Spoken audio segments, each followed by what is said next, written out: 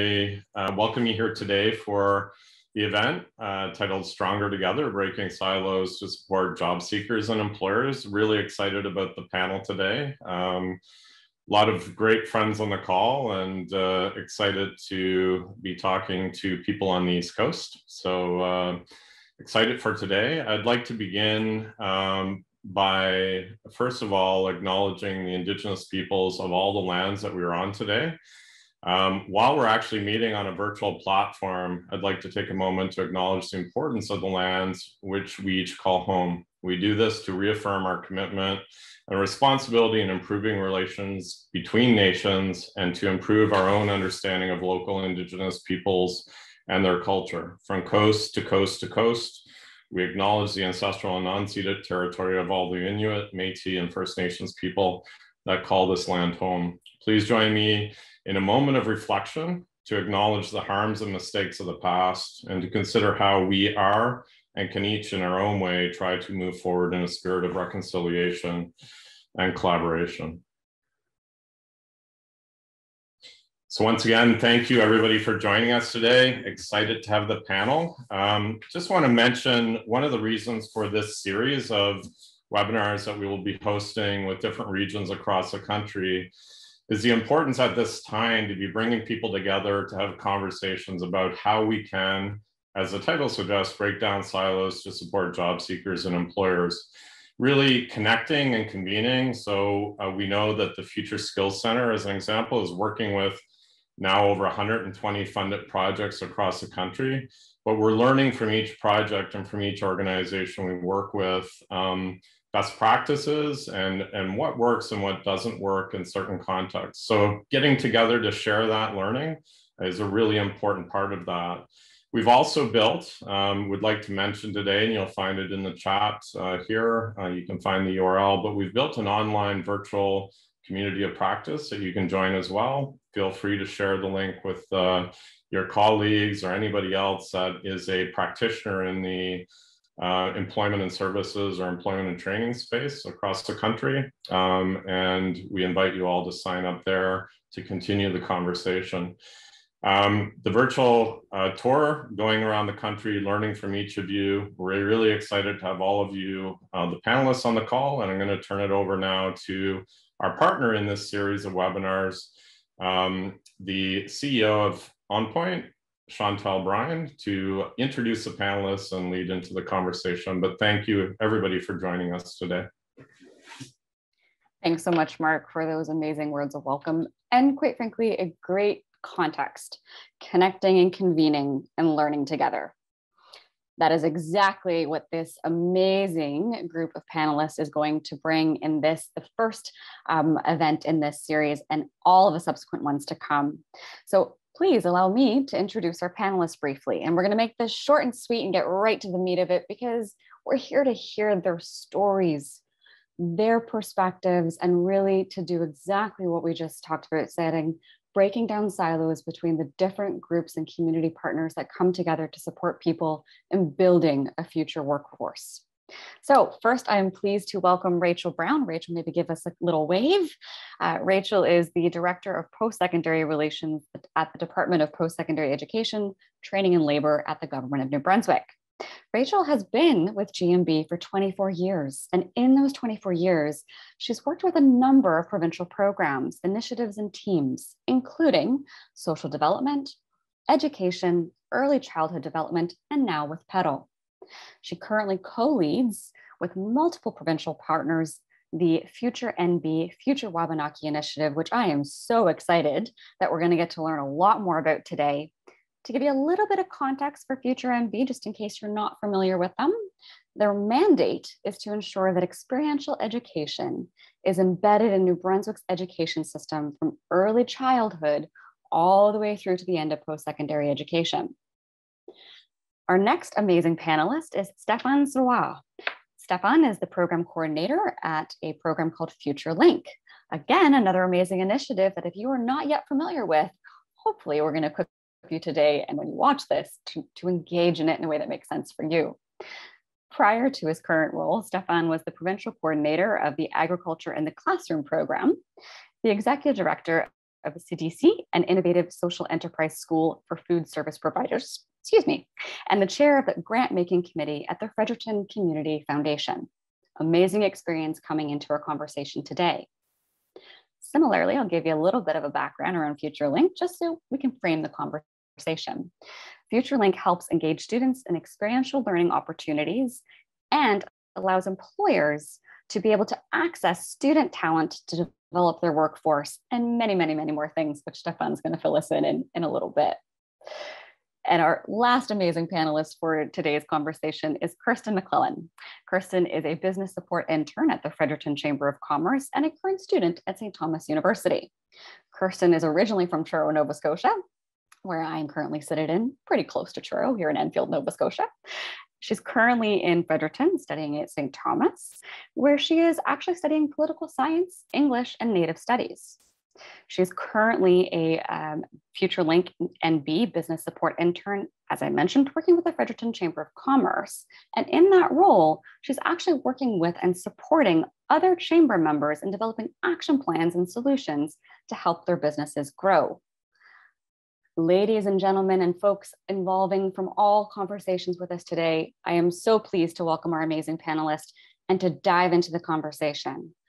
As we do that, for those of you joining us live, if you've got questions, please enter them in the Q&A. We will periodically review those and engage them here. If not, though, the conversation will continue in a community of practice post-event, so nothing gets lost or left behind. We're going to ease in, panelists, with I think an easy one. And Rachel, you're at the top of my screen, so we're going to start with you. And I'm going to ask you from your perspective, can you share with our audience what comes to mind when you think about building future-ready communities? And we'll start us off there. Okay, well, first of all, thank you very much. And gros merci to be part of this dialogue today. Very important dialogue across our nation, really. As it relates to that question, the first things that come to my mind, Chantal, is really about co-creation, building strong, multi-layered partnerships built on mutual respect and trust. Innovation, inclusiveness, welcoming communities and diversity, taking some risks and learning from those, learning from each other, learning from our mistakes, but really at the heart and really at the heart of what we're trying to do here in New Brunswick with Future MB is youth engagement and involving youth engagement as early as possible because they have some amazing ideas and they are our future leaders. So those are some of the first things that come to my mind. Awesome. Man, we're queuing up some amazing seeds at co-creation already. And Stefan, I will pass it over to you from your perspective. What comes to mind when you think about building future-ready communities? Well, good evening, good afternoon, everyone. So maybe I'll give you a global citizen perspective and New Brunswick perspective. So in my previous position with agriculture in the classroom, I worked with everyone in the province, nationally, and one initiative that really stuck out was called Journey 2050. So by 2050, we'll reach 10 billion people on the planet. And from the food to the agriculture perspective, it was like, how do we feed 10 billion people without destroying the planet? And I think this applies to whatever you're doing, whatever sector you're working. So when we're talking about building future-ready community, I think it's important to keep that global citizenship lens. And as far for New Brunswick, I think it's also important to make sure that we're ready to have a diverse group of people with a diverse set of skills. So it's important to have people from all sectors, whether the person working in the service industry, a teacher, a daycare, a nurse, doctor. So it's important that we have that diversity of skills. Oh, so many things we could pull out there, but Kirsten, I'm going to pass it over to you first and say from your perspective, and particularly when you think about your role as a current student right now, studying and as well as actually engaging in the workforce, what comes to mind when you think about building future-ready communities? What comes to mind for me is that we need to do away with the idea that the education sphere and the workforce are separate entities. We really need to kind of move forward with the complete integration of both education and the workforce, because our marketplace is growing and expanding at such a rate that education you completed 5 years ago is no longer current. So it just needs to kind of change the way we perceive education and how it works in our everyday life. Yes, that whole idea of reskilling and upskilling, we're starting to hear a lot more about. And for those of you, actually all of you who are engaged in this work, probably have been spending a lot of time, similar to Mark and the team at Magnet, in that space already. And the rest of us are kind of catching up a little bit, right? Which is actually a beautiful segue. And that I would love to maybe dive a little bit deeper when we talk around future skill building in particular. And I will open this to whoever would like to kind of share first. When you think about future skill building, can you maybe provide some context for our audience, how the initiatives that you are a part of in your role, or perhaps as a community member, take part in building future skills? Share some examples of what you've seen working in your community, in your role, around future skill building. What should we all know?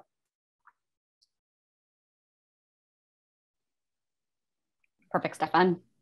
Yeah, well, I can mention that there's like 2 initiatives in the region here that are of particular importance. So there's a labor market partnership in the southeast of the province, and which I'm really hoping it gets bigger and it becomes a provincial initiative. So under that committee, there's a development working group.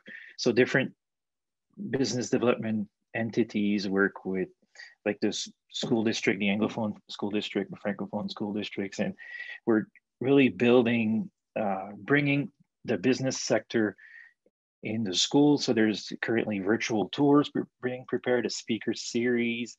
And so it's kind of bridging that gap between middle school, high school, and the real world. So you get to see, all right, this is what I'm learning.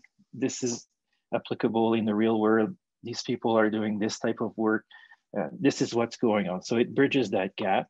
And in FutureLink, we kind of focus on the post-secondary education. And Kirsten is the best person. She's part of the program. So she's probably in a better position to give you that student perspective. So I'm sure she'll touch on that. Kirsten, oh, sorry, go ahead, Rachel. I was just going to add to that in terms of the good work that Stefan and now Kirsten is certainly benefiting from and actually helping us to co-create for future opportunities. So when we here in New Brunswick, we're actually leading into a movement, as I call it, of building experiential learning into our education system, as you mentioned, Chantal. So Future MB, Future Wabanaki is about ensuring that experiential learning is embedded in our education system from early childhood to the end of post-secondary. And the reason why we see that is key is because you have to blend that academic world of learning with real world learning. And we can't just rely on the curriculum or staying in our classrooms and sitting at a desk. It doesn't work anymore. So what we need to make sure, and what I use it, is that Future MB through experiential learning is actually transferring real-time labor market information to youth as early as possible. Not only that, but because it is co-created, co-owned, so it's not just the responsibility, the future of New Brunswick, and the reason why we call it Future MB is because through experiential learning, we want to create a brighter future for New Brunswick. It cannot be just government's role and responsibility to do so. It needs to be a collaborative effort. We all need to play a role in that. That's why we need to have our youth, our students at the table. We need to have partners such as the Chamber of Commerce of Greater Moncton, like Stefan. We need to make those connections happen between government, industry, schools, institutions, and we need to have that continuum so that students can benefit from these connections as early as possible, because they don't know what they don't know. They don't know what the future world is going to look like, but what they do know is that they want to help us co-create it. We need to open the doors to allow them to co-create what the future world of work is going to look like. And Kirsten is certainly helping us to co-create what the future is looking like. So for us in Future MB, it is a shared vision. It's a cost shared investment. it's a multi-layered approach. We here in New Brunswick, we are small, but we are mighty. And we know that in order to get things done well, we all have to be at the table to do that. And from public institutions such as our school districts, our post-secondary institutions, our students, our industry leaders, our champions, Chamber of Commerce, government, both, you know, on a federal level, provincial level, municipality, all must be at the table in order to make this successful. So that has been some of the early successes, and FutureLink actually derives from the success of Future MB, especially as it related to COVID. You know, with COVID came, and a lot of our business owners are small, medium enterprises. We needed to ensure that they could keep up on the pulse, that they could have those feet on the ground, those innovative thinkers at their disposal to say, you know what, you're going to make it through this. Guess who did that? Our students like Kirsten through FutureLinks. Connected them to these employers, and they actually maintain the pulse of the pandemic so far. And for many of our businesses here in New Brunswick, we're able to survive, and not only survive, but thrive to a world pandemic that was certainly not planned and certainly not something that we had anticipated. So seeing some quick wins even now through a pandemic with Future MB. Building upon what Rachel just said, I don't think it's a vision anymore. It is a reality.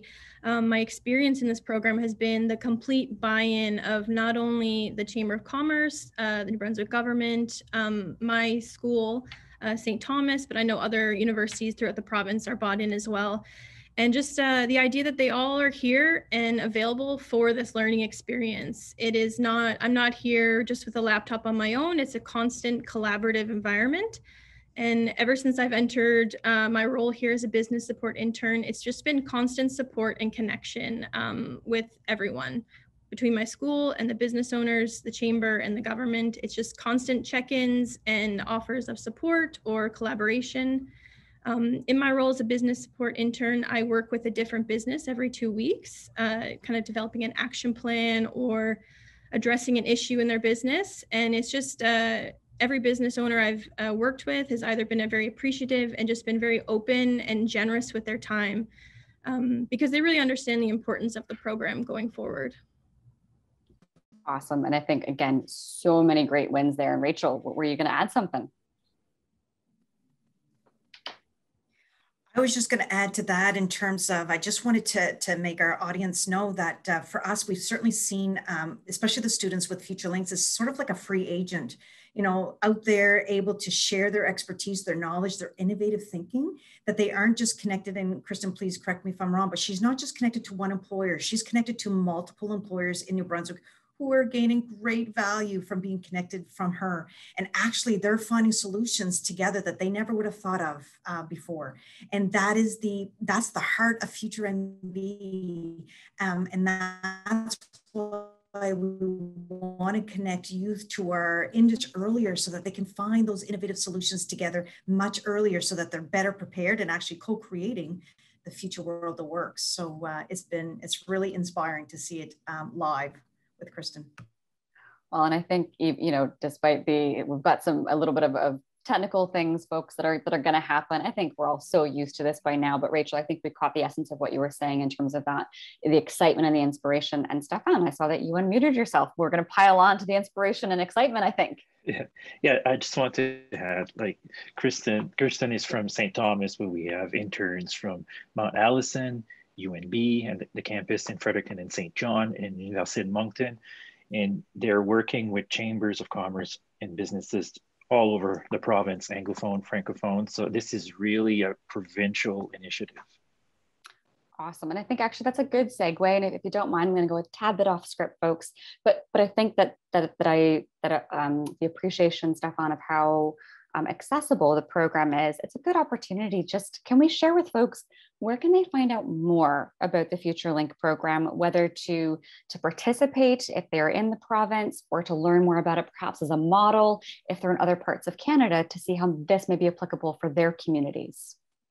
Yeah, of course. Well, there's futurelinknb.ca, nb.ca, and also through the Future NB website, their strategic plan. All their partners are on there or on our website, and each university as well is promoting it on their campuses as well, and Awesome. through the chambers of commerce. Perfect. Thank you so much.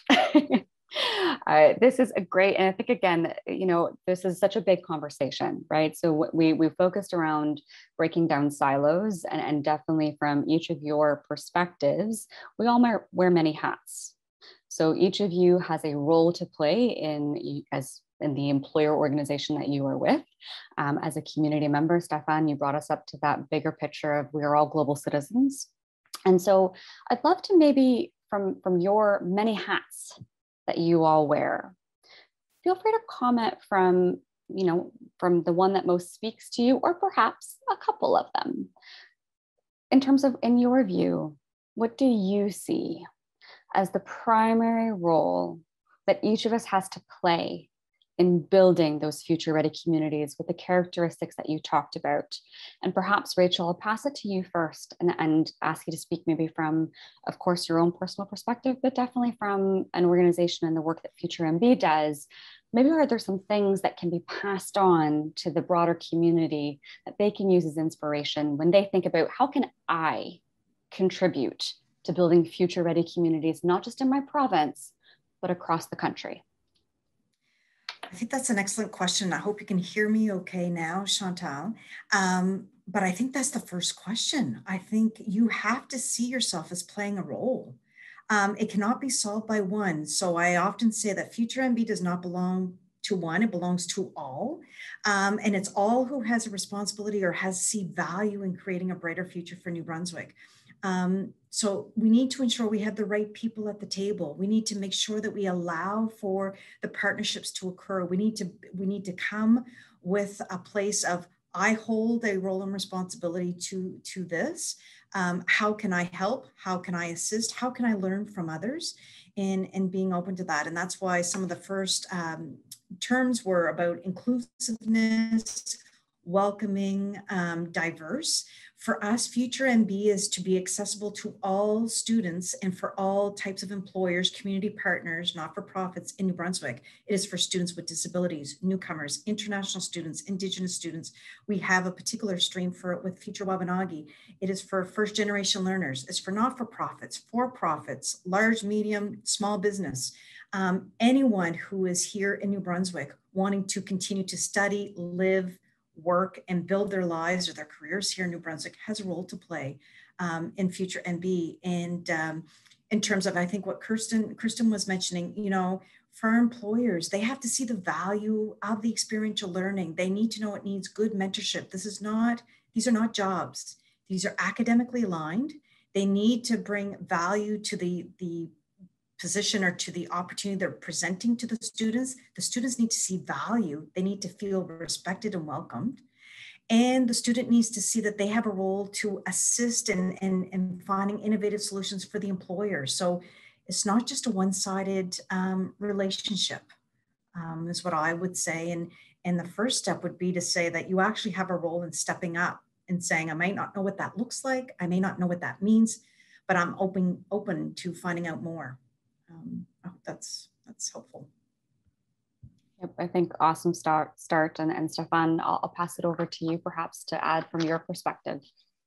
Yeah, and I think Rachel is right on point. And what we've seen so far with the FutureLink program is like tremendous collaboration, like all the universities, the provincial government, all the chambers of commerce, the business community, everyone is embracing this. And like Kirsten mentioned this earlier, every business she worked with, the business owner is there. They're taking time to answer questions, to work. They're really engaged. They see, like Rachel said, that there's tremendous value in spending that time with an intern that could be a future employee as well. And for Kirsten, this creates like a way better experience for an internship, and going back to class, having all those various experiences that she went through. Awesome. And Kirsten, perfect opportunity, round us out. Yeah, I'm just going to echo what has already been said, but myself as a student and an intern, I would really say you need to engage and advocate for your learning. A lot of the most impactful moments of my internship so far have been when I have spoken up and asked for a seat at the table. Just this morning, it doesn't necessarily have to do with my internship, but there was a policy meeting here at the chamber. And as a political science student, I was fascinated and really wanted to sit in and listen to it. And they're like, you wanna listen? You wanna attend that meeting with us? And I was like, of course, this is very interesting to me. So if I hadn't spoken up and told them that I want to learn here and I want to see this take place, they would have never known. It would have been a missed opportunity. So students are not passive participants. We need to be engaged and we need to articulate what our needs and what we want to learn. I appreciate that. And actually, Kirsten, I'm going to stay on you and delve a little bit deeper into that. And if I ask you to maybe keep going with that in terms of advice you give to yourself and to others like you who are currently still studying in some way, shape, or form, and are trying to otherwise transition into the workforce, in terms of what resources would you suggest that maybe they review or consider to help them make that successful leap into the workforce, and or advice in general around, again, embracing their own role in the future world of work and doing and advocating for themselves? How do we help them get there? And or what advice can you share maybe from your own perspective around how have you gotten there yourself? Yes, of course. It's my biggest thing, volunteering, but also expanding on that. When you go out in the community and volunteer, as a young person, don't accept the kind of bottom level positions. Join a board. That is my biggest recommendation. I am one of 4 girls. I have 3 sisters, and all 4 of us, we're all under the age of 30, and all 4 of us have been on multiple boards for nonprofits over the last few years. Not only has it taught me many of the skills I put on my resume to apply for this internship, but it also emboldened and empowered us to kind of learn that we are allowed to have a voice and we're allowed to have a seat at the table. And it's so easy. Just in New Brunswick, you can literally Google search open board positions New Brunswick. The government of New Brunswick has a webpage that you can see the list of open positions, see the qualifications, see the time needed. There may be like 5 meetings a year, very accessible to students with their heavy workloads. And it's such an empowering and educational experience that kind of bridges the gap between your school environment and the work environment you're going to be entering into in the future.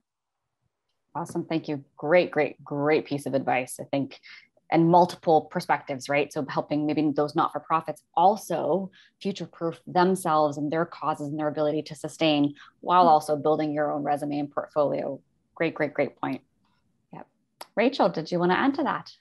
I was just going to add to that, and kudos to you, Kirsten, for really showing that leadership in yourself, and as well as hopefully supporting others to do the same. But what I'd like to say about Future MB is that we all know that there's many youth who do not have the ability to kind of step up, that don't necessarily maybe have a champion waiting for them at home, saying to them, I believe in you. I know you can do this. You can achieve your dreams. And for us, we hope that Future MB, by connecting them and creating a greater community around them, that they will actually gain confidence, that they will actually believe in themselves, that they will actually see themselves continuing to go to school. They will actually surround themselves with some good mentors. It may be an employer, an owner, a not-for-profit organization that says, wow, through that experiential learning opportunity, Chantal, you have demonstrated some significant skills or an interest. Your engagement has increased from your first day to now.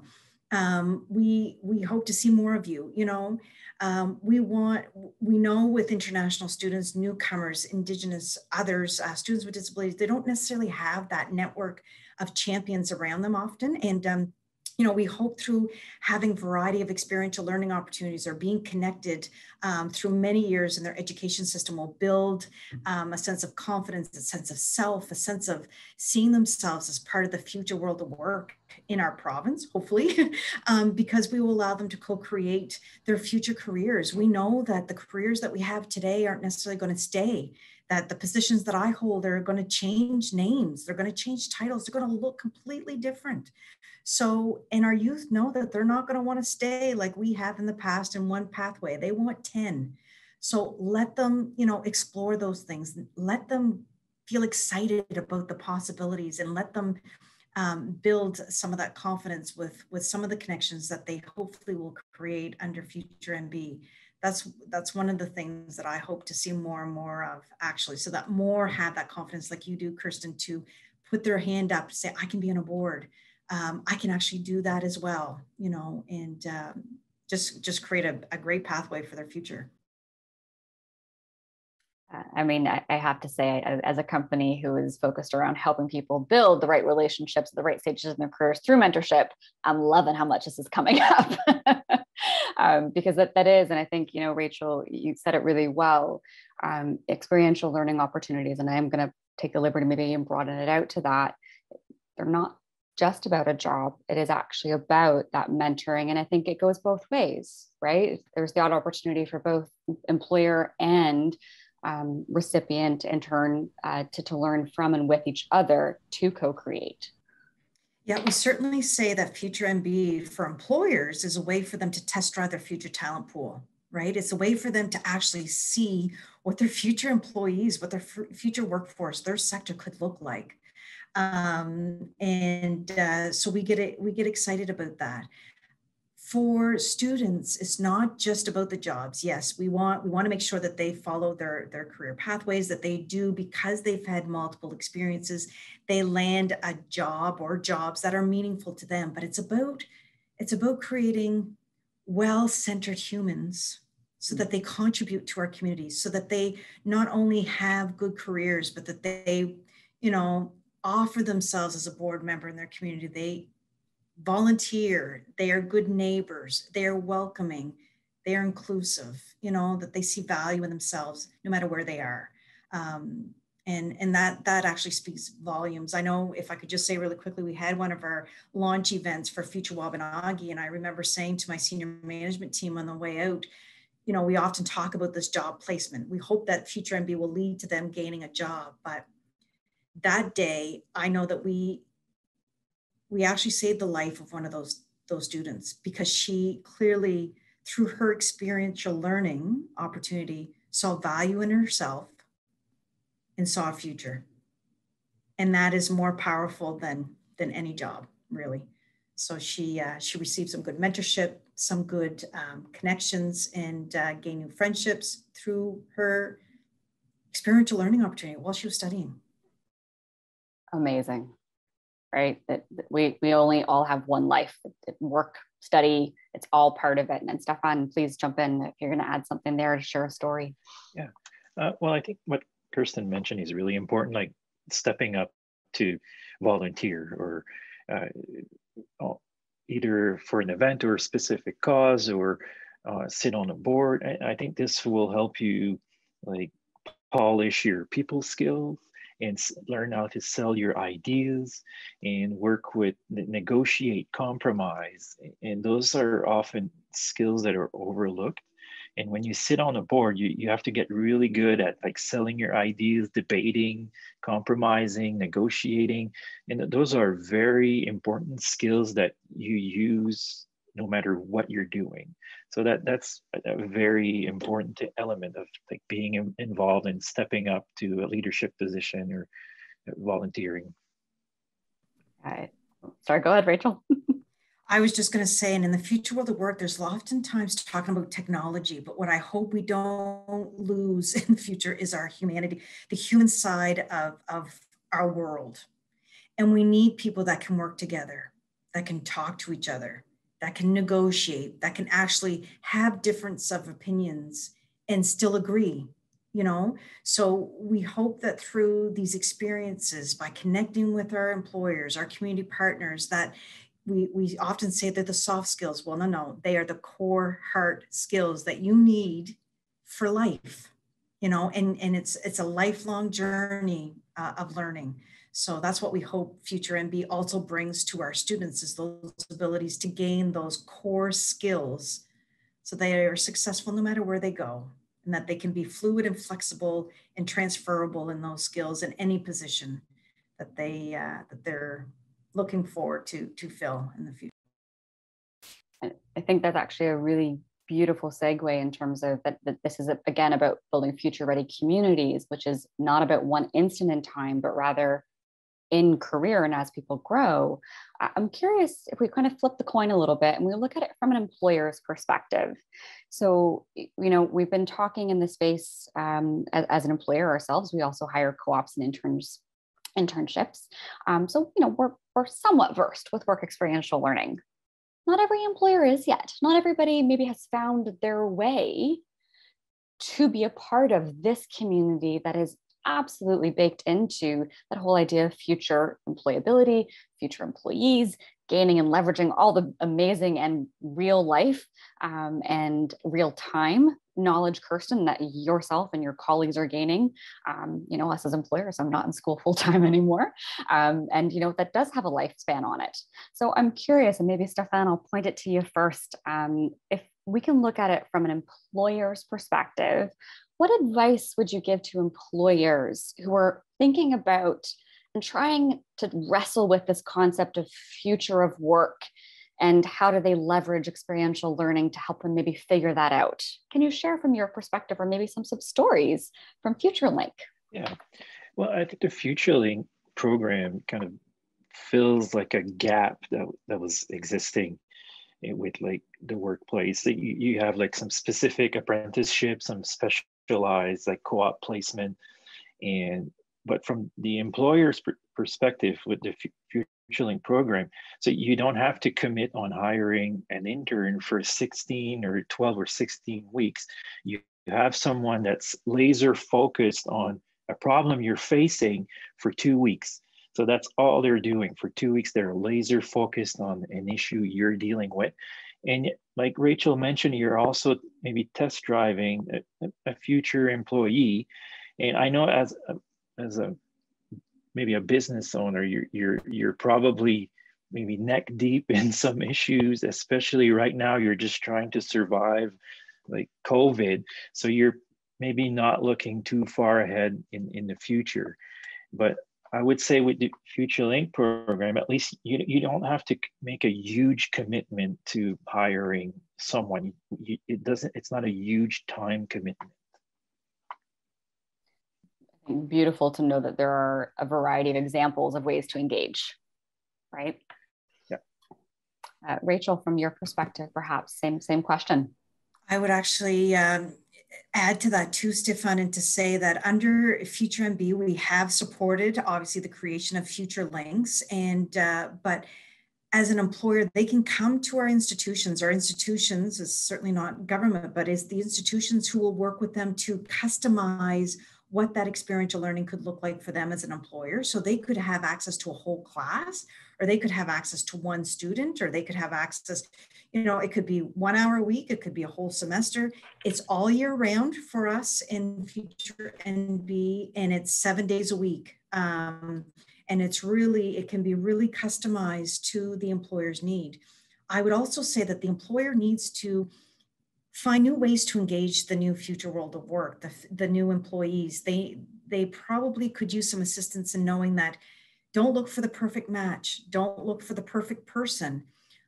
Look for someone who has the engagement and the interest to learn, to be engaged, to be part of the solutions, to bring a bank of resource, expertise, knowledge, excitement, trying to find maybe more creative ways in your hiring or your interviewing, and really allowing them to align their work with some of their passion. What we're hearing is youth want clear alignment. It's value-based. It's like, does it make a difference in this world? That makes sense to most of us, but that's what they look for, seems like. And to know that they can transfer their skills in different occupations, different types of jobs that might engage them. And being inclusive and diverse is really, really key. being inclusive to a variety of individuals, you know, being part of a team, you know, having value-added work is probably no doubt really important. I bet you Kirsten would add to that list. Kirsten, beautiful segue. I think it's also important to acknowledge that engaging with these other entities we're talking about is easier than ever, especially after it's kind of maybe a silver lining of the last year, is that we've all had a, you know, full university degree in Zoom now and other virtual formats. For example, in one of my first projects, I was working with a local franchisee owner and we were developing a recruitment plan and development plan for future franchises. And because we live in this virtual world now, the head of franchises for all of North America actually got on a Zoom call with me and my fellow intern to talk about it and share his expertise. And we were able to share our ideas as two interns in New Brunswick with the head of franchise development for all of North America for this well-known franchise. So it's just, for him, it was easy. It's clicking on his computer and clicking off 20 minutes later. It's not the same time commitment that it used to be, where you had to go into the university class, drive 20 minutes, park, do the presentation, then drive back to the office. It's as easy as opening up your browser, talking, engaging, and then going back to your office. So I think the acknowledgement is that, and taking advantage of this almost new world we're living in, and seeing the opportunity that how we can expand this integration between education and the workforce. I love that. I think that was that common theme here around co-ownership and co-creating. And I'm gonna again go a little off script here, but we've danced around and we've talked about it, and definitely if I think about our conversations coming into today, you know, we've spent a lot of time talking around how do we, in a global we, you know, each do our part to contribute to breaking down silos so that we have more people who want to participate in the workforce, doing that in the way that they want to engage meaningfully with the right employers, and the right employers finding those right people. Is there anything that we haven't had the time to talk about today when you think about breaking down or further breaking down silos between job seekers and are willing, capable, eager, excited to work professionals, and those employers, those small businesses, and or the opportunities that need them? Kind of pulling us all a little bit up as we get to, if you can believe it, folks, we're at the 15-minute mark before we close. We've got 10 minutes left for some Q&As. If anybody joining us live has some questions, if not, we're going to continue with some more kind of rapid fire ones. But before we move to those ones, any parting words of wisdom, so to speak, around further considerations around how do we continue to break silos, or what else can we do to break silos between, again, those wanting to work and those that need those individuals to work? If I could, Chantal, I think for us, one of the success stories to date is that we've built a structure or a one-stop shop, if I could say it that way. So we have future NB offices, if I could say it that way, at each of our post-secondary institutions. So our 4 universities each have leads.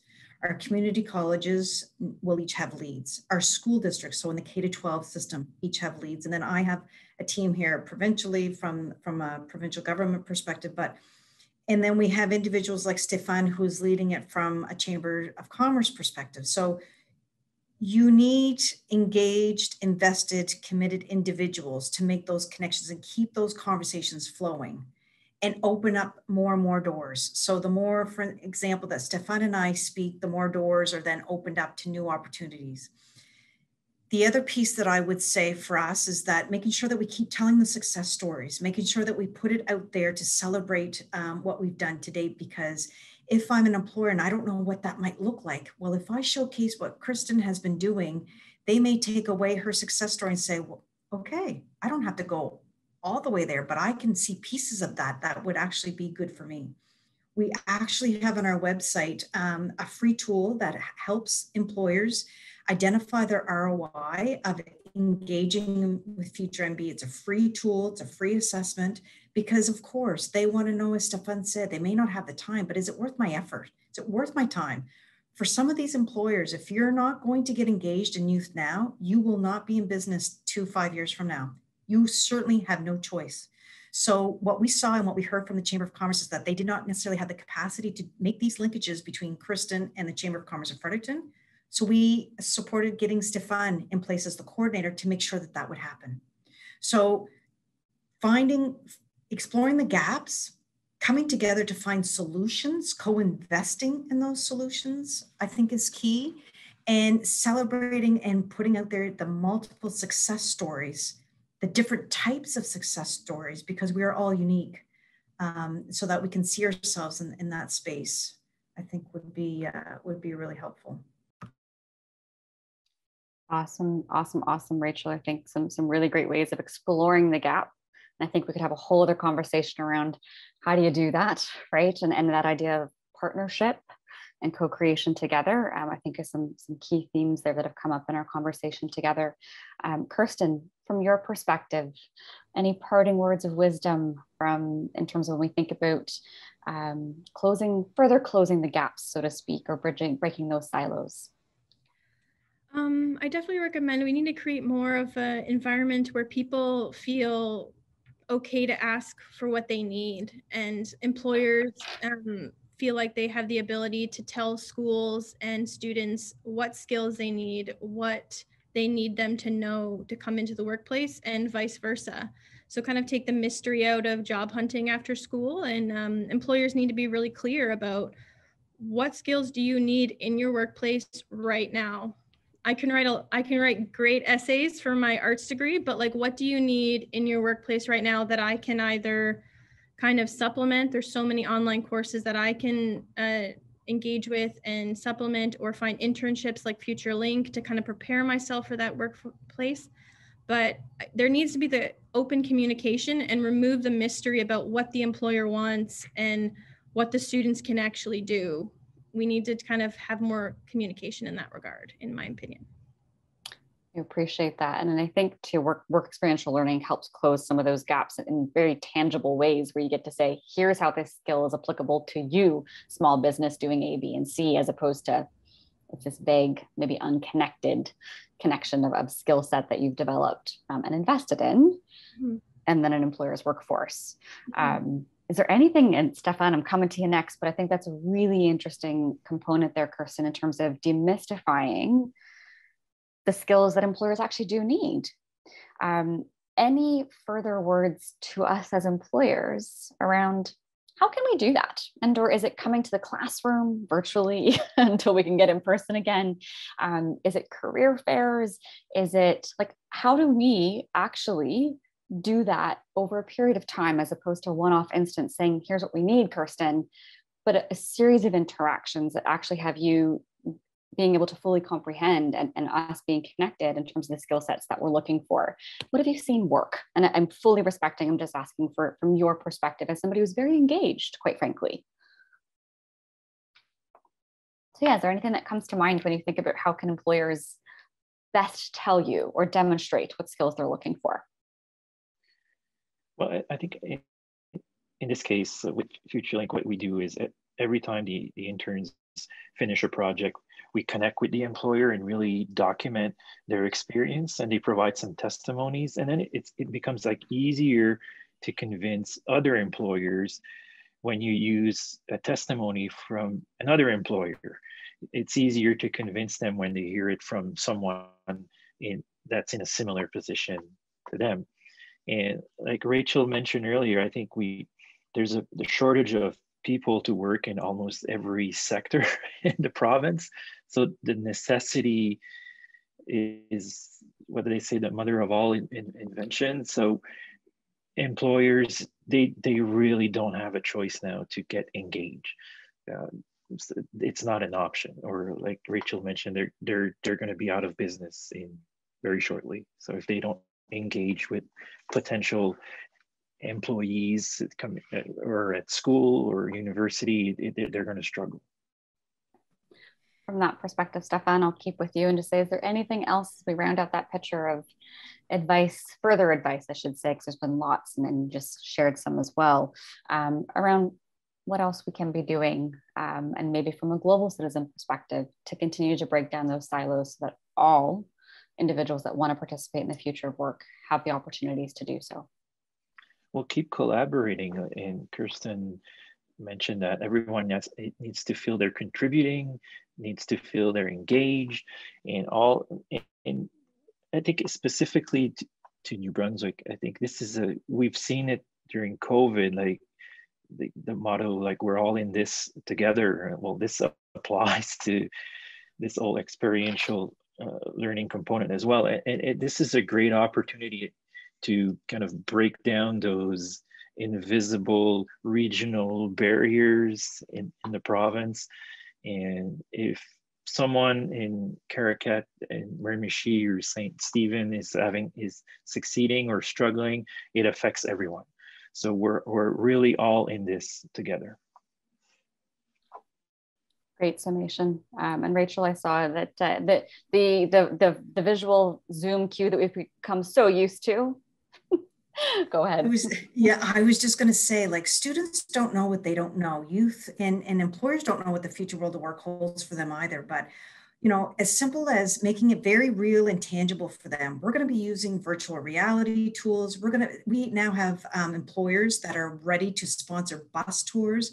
Like, students don't even know the types of companies that are just down the street who are doing amazing work, not just in New Brunswick, across Canada, but around the world. Students need to be able to live and breathe and experience what's happening in those work environments. So for instance, I often use, you know, we have one of our founding partners is RBC. And when I speak to them, I say, you say, oh, I don't want to be a bank teller. Well, RBC is not just about being a bank teller. Or when we talk about the healthcare sector, they automatically going to be a nurse or a doctor. Well, it's not just about being a nurse or a doctor. And even in terms of GMB, the government in New Brunswick, we have lots of labor shortages. It's not just the job that I do that I love, that's about GMB. So it's about going out there and exploring all that there is to offer in those labor sectors. And I think employers, if they could open up their doors and allow for us or the youth to experience what they're actually living right now, would be amazing opportunities for them. I love that. And we are entering our formal wrap-up period right on cue. So I will hand it back over to Mark to round us out and just say, this has been a ball and a blast. We could continue having this conversation, but thank you for allowing us to start this robustly. And Mark, I will pass it over to you for closing remarks. Thank you, Chantal. While I was off camera, I actually went to find a snack, and keeping with the New Brunswick theme, can't tell, they're covered bridge. So once again, thank you very much to all the panelists. I just want to mention, and I just added it to the chat channel again, if you're looking to continue the conversation, please sign up to the Future Skills Center Community of Practice and meet a lot of other people struggling, but working through some of the same issues across the country. And with that, we'll say goodbye and thank you very much to everybody for joining us today. And thanks to the panelists.